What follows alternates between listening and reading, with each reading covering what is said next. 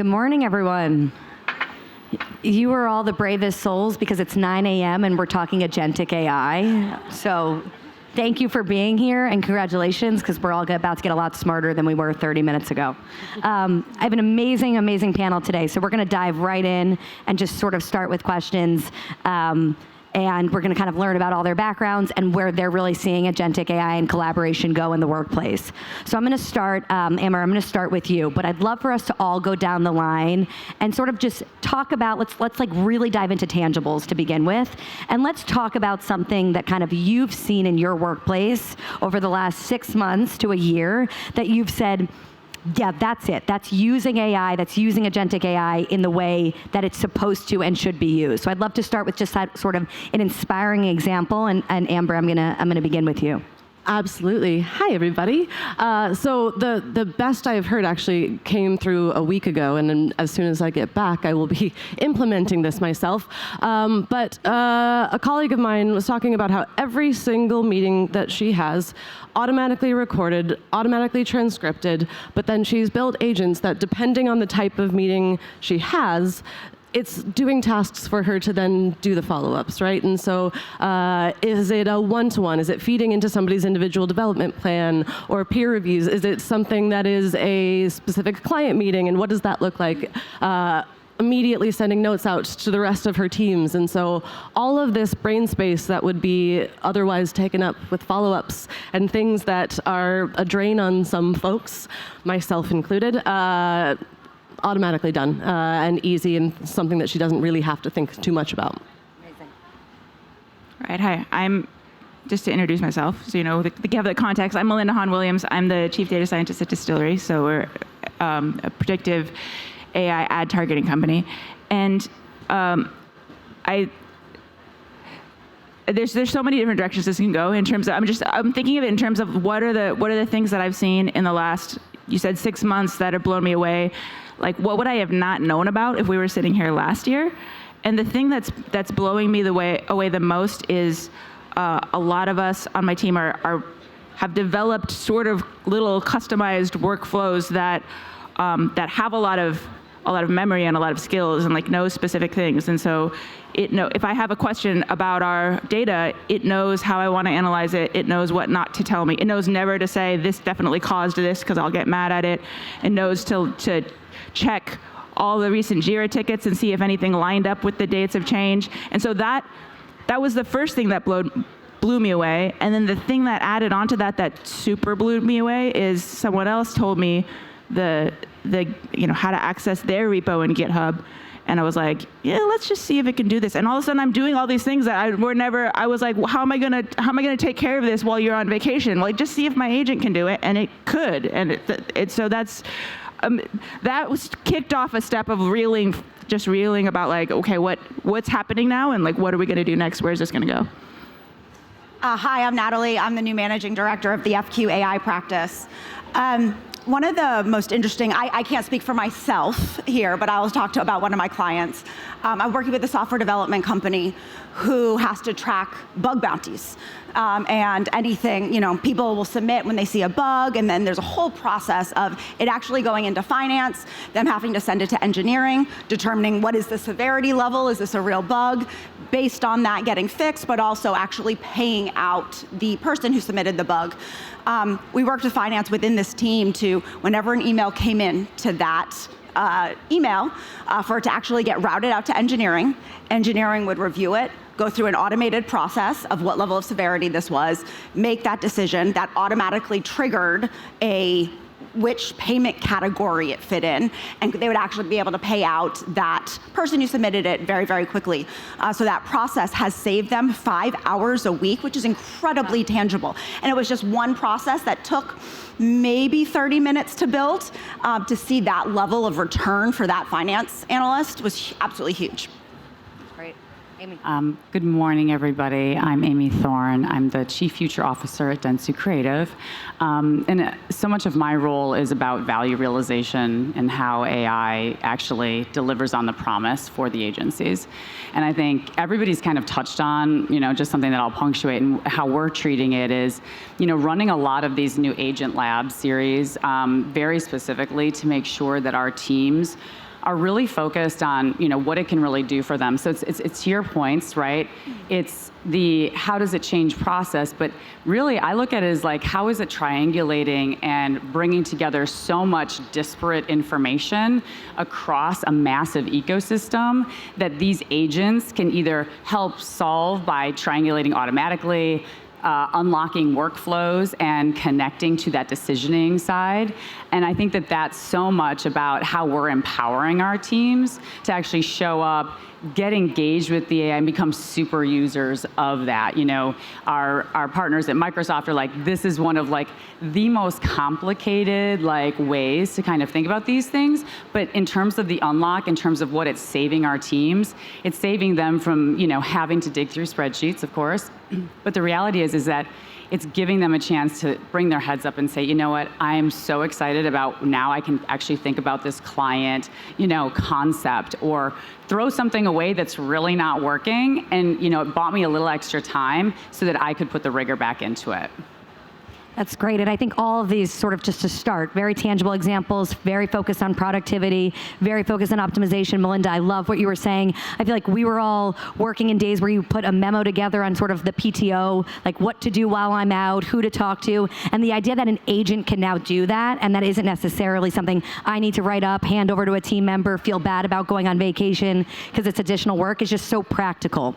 I want to kind of move into collaboration for a second, because I know that's sort of, I think, where a lot of these conversations go. And for most of us, I think, who are using, I'll use myself specifically, most of us who are using these AI tools and platforms right now are using them a lot as individual work. And if you think about the moments that people love about work, a lot of that is collaboration. And so I'm curious, as you all kind of think inside your organizations, where do you feel like decision-making with AI and within agents is actually helping and encouraging collaboration versus sort of turning more of these activities into individual or solo activities with individual and agent? So Amy, I'm going to start with you here, but tell us a little bit how you're thinking about collaboration improving and increasing with some of this technology rather than kind of minimizing that collaboration. Yeah, no, I think that's so much of the work that we're doing is focused on the people side, because it is about bringing joy back to their job. I mean, at the end of the day, I hope that everybody creates a joy KPI somehow. Joy KPIs, I love that. And I honestly, what we look at is, this has to be a collaborative space of, we used to just sit in a lot of different silos. Everybody, strategy sits here, media sits here, creative sits here.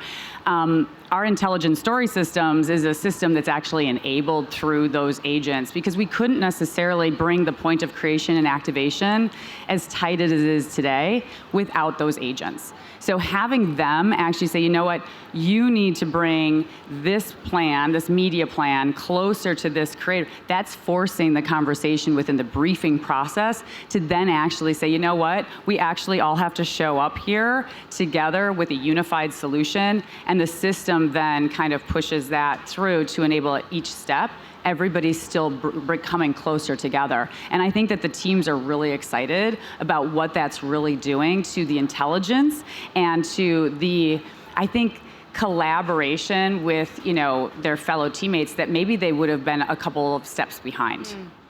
So you're seeing it more as kind of a unifier right now than ever before. Absolutely. I'm curious, Natalie, you obviously did this work at Google. You're now doing it for the FQ. Where do you sort of see more collaboration through kind of using some of these agentic platforms and tools versus less so?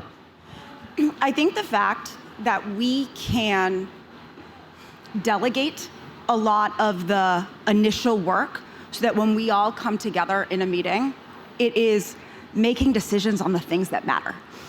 So when we start to think through building these AI teammates, AI agents, whatever you want to call them, it's kind of finding those gates in which the human is involved, where does the agent take over, and then being able to come to those meetings where we are all together and all reviewing something at a much better point than before. So I think we're getting to the point where I don't want to say this is any collaboration because I feel it's less meetings, but we get to work on better things. But when we are meeting, it's making the actual decisions of much better quality outputs or decisions than we had to before. That's great.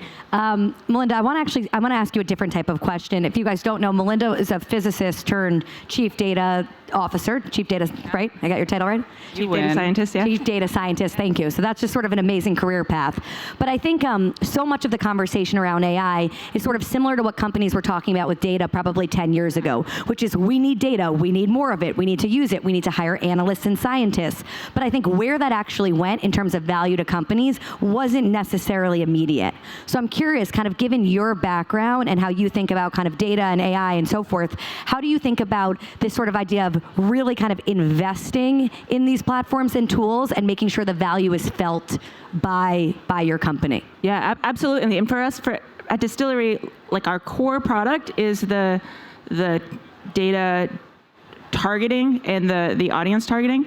But what we built on top of that, and to speak to the collaboration part, like the latest piece that we brought in within the last year is an agentic audience infrastructure. So instead of just being a company that does predictive AI and finds the best people to target, we now have this audience infrastructure that we now have our agency clients plugged directly into, and they can both access our audiences, build our audiences, now optimize our audience, have their whole workflow kind of enabled through that. And to the collaboration point, I mean, the place where we're really seeing the biggest change in collaboration at Dstillery is with our clients. Because as we're building these tools for them, I mean, in the old days, if you think about, I'm going to build someone a system, I'm going to build one system, and I'm going to take requests over time, over the period of quarters, and like maybe add features that all of our clients like. But now with agentic development, like it is just all about customization for us, and that means really getting to know the workflows, like our clients' workflows, and build them a system that it's really theirs and it's just for them, and then they're plugging into it, like whether it's through Slack or a different UI, a different system, but they feel like it's theirs because we built it just for them because of that level of collaboration. That's great, and such good personalization sort of in customization for your clients. Amber, what about you? What are you sort of seeing? I love the trade desk. Obviously, you guys run across a variety of sort of industries and clients. Where are you seeing collaboration really help from either the client side, BD side, internal processes? What sort of what are you saying? Everyone, yes, I didn't introduce myself, missed that part. Hi, I'm Amber. I lead our EMEA-based global partnerships at the trade desk. I'll start on the internal side first a bit, which is just, I think that in so many ways, we are still building in things that we haven't yet imagined, right? We're still in the process of finding every which way that this can add into our workflows, into our everyday life. I am not a data scientist. I'm very impressed by your background. I am not, but I'm hosting an offsite with my team of non-data scientists next week, where half of it, we're doing a bit of a hackathon and building out tools for ourselves together to help make sure that we're improving our workflows, which is really, really fun and something I never would have dreamed of being able to do a year ago, a few months ago even, right? But I think the crux of it is, if we think about what the future looks like, theoretically, everything that a machine can do should be done by a machine. But there are so many things that machines can't do. It's about human connection. It's about building relationships and trust and human interaction. And so if we can take the 80% of our jobs that could be handled by a machine and let that happen, and then spend the rest of it doing the things that only we can do, it creates such a powerful environment for just that, for connecting with people, for doing the things that we love and we're passionate about, and that's what really excites me. That's great, and I think so much of the rhetoric on AI is hopefully, I think probably the five of us feel this especially, but changing towards it, getting rid of the work you don't like doing. Natalie puts this really well when she's kind of talks about it with clients, getting rid of the work you don't like doing to do the work that you actually do like doing. And I think it's obviously up to all of us and up to all of you as leaders inside your companies to really make sure that's coming true. Yes. Yeah, can I add on to that? Because this is just something that's been, just in the last, I wouldn't have had this idea last can, or this thought. But I mean, you talk about the 80% that the computers can do and the 20% that you have to do, or that you do best as a human yourself, the computer can't do. And I think like the kind of add-on to that is, it's not just that now the computer can do that 80% for you, it's that now that 80% is nearly free, so that it can be a completely different 80% that's something that you never would have thought of doing before. And so it changes the math on like what is worth doing, what is worth taking on, because we were all used to this cost benefit analysis, but now certain things, like that 80% is now nearly free. That 20% costs exactly the same as it always does, right? So you have to figure out this whole new calculus on what you should do and what you shouldn't do. And it really, I think for a lot of people, it's just changing the way we think about our jobs entirely. Yeah. I'm going to build off that. We're going to go off script here, but I think it's a very interesting sort of conversational line. So let's just pull it out a little bit more. I think it is a lot of kind of the positions you all sit in are obviously leaders of your companies, preaching, talking about using it, so on and so forth. I'm curious how you make the distinction on the work that is now worth doing, where there is value, where there is trust, what is worth, hiring an analyst for, a copywriter for, a social media editor for. How are you guys thinking about, as we think about all these things as sort of platforms that make us more efficient and help us collaborate and so on and so forth, how are you thinking about what is sort of work worth doing versus work hiring out for versus work building? And I think like hearing some of that distinction, I think would be very, really helpful for this audience. Yeah. Amber, I'm going to start with you here, if you don't mind. As I'm looking down the line. So I think that I love what you just said, because part of this is like, we have new capabilities at our fingertips that we never would have imagined before. And so there's so much of this conversation that's been around, okay, the menial tasks will go to this, and then I'll do the cool stuff, and that's fine. But I think the root of what you're saying is like, the stuff that we're doing can expand. The scope of our current role can expand in ways we would not have dreamed of. I'm going to do some coding next week. Never would have thought about it, right? And so that part is fantastic, and I think that I'll speak personally, like we're still in a stage of figuring that out a bit, exactly like what that's going to be. I will also say that 100% of my job could be that 20%, and there are never enough hours in a week. There's never enough time to do the things that we want to do, and so part of it is like, oh, could I enjoy life a little bit more? Is that possible as well? But you get to focus and spend your energy on the things that you need to do and that are there in front of you. But I do think that there is a world where what we're doing is expanding massively, and that's really exciting. Yeah. And Amy, I imagine this comes up for you all the time. Your title's Chief Future Officer. Yeah. So I feel like your mandate is literally to figure out what the future will look like, I assume. Very much. So tell us, as you think about, org planning, budget planning, building and growing the organization, how do you start thinking about what is I love what Amber said, what is like that 20% took 20%, but maybe it should have always taken 120% versus we're actually now able to expand anything that we thought was possible. How do you sort of think about those trade-offs? Yeah, I think what's really interesting is we're doing so much on the talent conversation, right? And I think what you've seen is that there's a lot of redefining, we call it the redefining of the new entry level. Everybody's going to come out and I think be somewhat of a manager, doer out of the gate versus where they used to kind of come in and you were handed those menial tasks, right? And so I do think that what we're going to be asking for people to do is actually start to, really infuse their judgment, the taste, the kind of things that AI can't do. And that certainly ties heavily, obviously, to the creative side of things. So being able to augment human creativity, in the right way, I think is where everybody who got into the world of marketing is probably like, you know what, I just want to be close to the creative experience. And I think what we've run into is that there's been so much to take us away from that, that it's eroded, I think, the opportunity to kind of get back to your roots and harness what's really, truly driving everybody in terms of great quality, great radical thinking around ideas out into the world. And I think for us, it's really putting it back on that as the primary focus. And then I think it really has to come back to what do your commercials start to look like at the end of the day too? Because I think clients want to understand, and we're really focused and just did a ton of work with Forrester on thought leadership around what does the new kind of commercial model look like? And you have to think about that and kind of work backwards because that there's going to be AI in different areas. There's going to be humans, but the reality is that it should be about the outcome. Period. Value is where it's at, and if you start to really think about it that way, you find that it's really making sure that those ideas are delivering on that value. And so I think that's what's really exciting for me, is to kind of look at, and even the way that we're looking at roles and skills, it's skill sets, but it's a radial of skill sets, if you would. And when we can map that against other skills, you come up with a new, I think, way to look at how you actually staff for clients. It's a much more idealistic state. It's not based on, well, they've got this kind of skill and this kind of skills. They've got this kind of skill plus this with the AI, plus this with the AI. And that completely changes the conversation.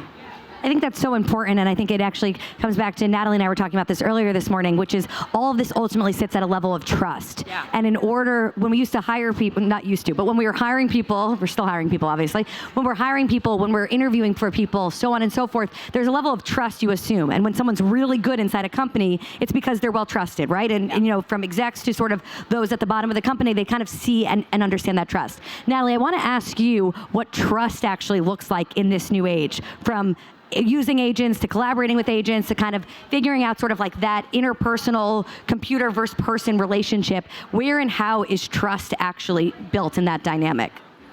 When it comes to employees using AI, I think there's two trust factors. One we can handle, one we can't. One is, am I going to be fired if I use this? Am I training my replacement? And you know, that's on the company. Every company is going to be different on what that means. If you can put that aside, the next vein of trust is really around, can I trust that this tool can do my job in a way that makes me look good, that I know the outputs are going to be something I can deal with. And I think, you know, poor Rachel's heard me say this so many times, but I think it comes down to that Tuesday morning activity that you hate more than anything in the world, and you have found a way to have AI do it for you. And so instead of going and snacking in the cafe, you can get it done, and you can move on to those things that you enjoy. And it's finding kind of piece by piece the different pieces that AI can fully take over. And then once you start to see that work, it's okay, well now how can I collaborate? Where can I put the human gates in a new process? So that new process, I know that I might be handing off a multi-step workflow, but I know this agent's gonna check in with me here because there's a one-way door there, and once that gets created, I can't go back.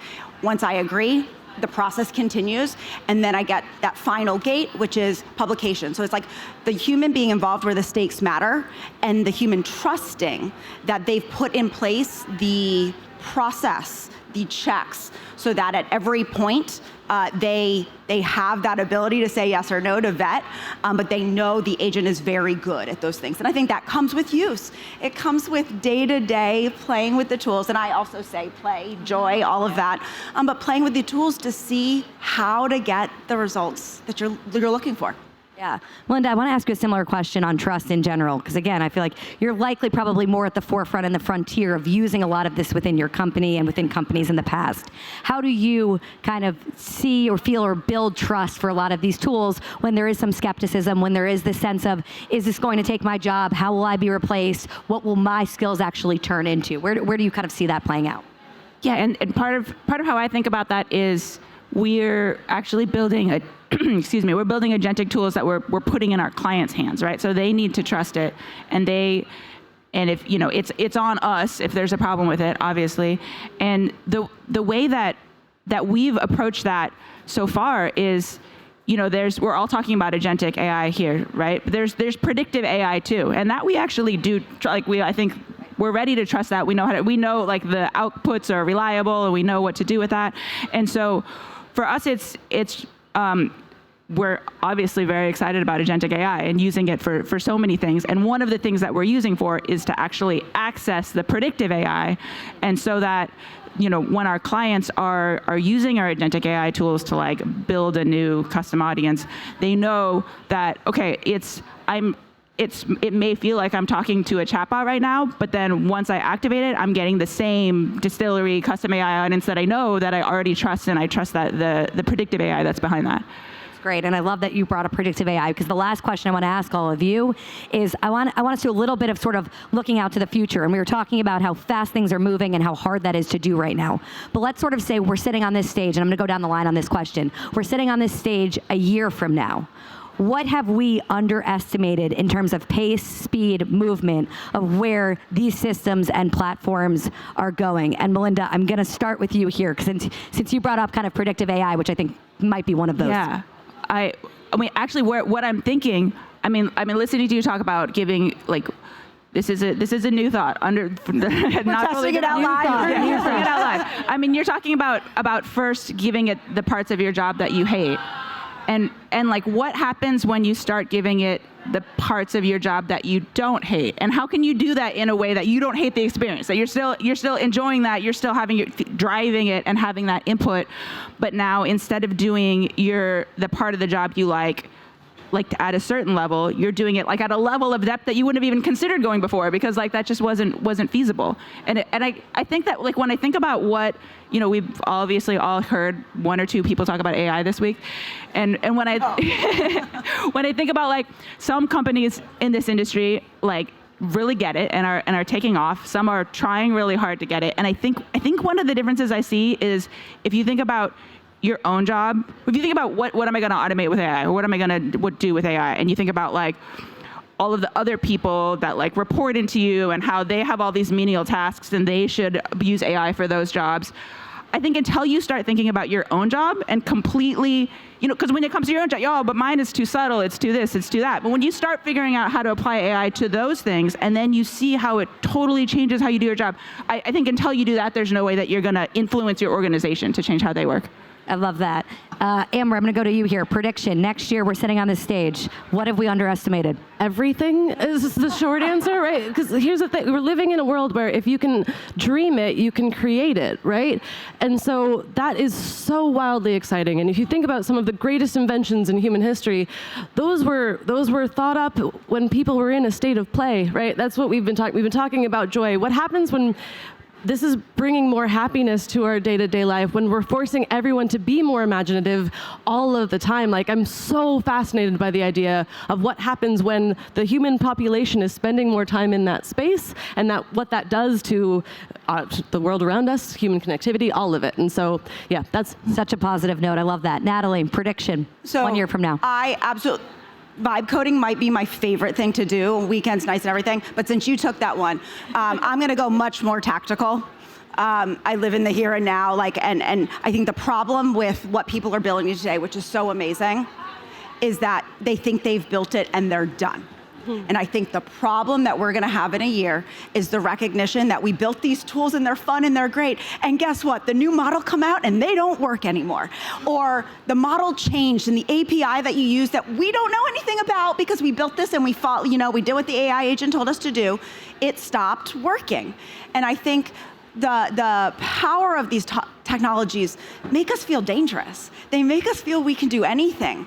And then reality sits in 3 months later, 6 months later, I don't even know what it looks like a year later, and things start breaking. And it's that maintenance of, yes, we built it. And I think that's the other problem with, like, humans and laying people off. It's like, people built these systems, great. 6 months from now, who's going to fix it? And so I think so my answer is, these things are fantastic, it's amazing when you put the love and care in them, but you need to maintain them. Okay, Amy, last one, prediction. Yeah, I think how fast the roles are actually going to change, meaning, titles. Like, let's be honest, like, and I'm already seeing it, like, folks on my team, I've got to change Catalyst, for example, and what does that mean? And that's the exact same question everybody should be asking, especially, again, as I go back to, like, redefining what that new entry level looks like. If we do not continue that pipeline of talent through and you just cut it off now, in about, like, for us as a model, right, 5 years, we will have lost 57% of our knowledge. And so for us, it's really important to continue to do that. And it's really important to also meet new talent where they are, without that and without redefining, like, those roles as both skill set and heavily mindset, because you have to continue to have people who are pushing and saying, you know what, I'm curious about what's next, I'm hungry for that, and I'm not afraid. That's great. Thank you all so much for a wonderful conversation.